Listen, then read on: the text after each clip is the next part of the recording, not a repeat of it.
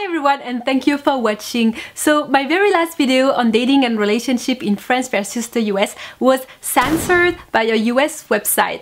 I didn't quite fully understand because I didn't show my boobs, I didn't say the F word, I didn't even talk about sex. Not only they deleted my video, but they deleted my whole account. Anyway, the show must go on and now let's talk about sex. There is a huge difference when talking about sex in Europe and in the US. Well, in Europe, sex is an open topic where people talk about it among their friends, family, around the dinner table, and even joking about it at work. Usually, Europeans see sex topics as a natural matter such as eating, sleeping, drinking. In the US, even though I have been living most of my time in California, I rapidly realized that sex topics is somehow taboo compared to Europe. People would easily blush or nervously laugh whenever mentioning this topic, which is totally fine. It takes all kinds to make a word. PDAs, which stand for public displays of affection, is completely different whether you are in Europe or in the US.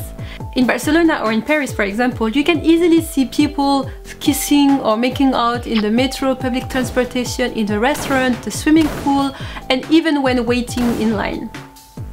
It's totally fine for us because we don't see any problem in this. We find this rather cute. The US are rarely so PDAs.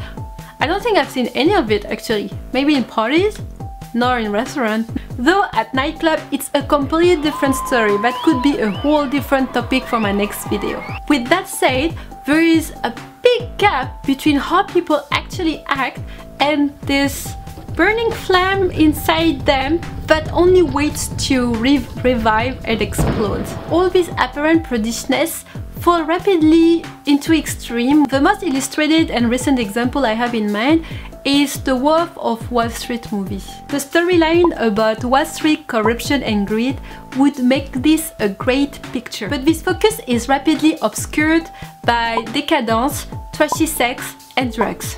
The impact of this kind of movie on billion of teenagers across the world. The same teenagers are going to be the leaders of tomorrow. Think about the impact. If you like my video and want to hear more stories about stereotypes between the United States and Europe as a whole, don't hesitate to leave it in the comments.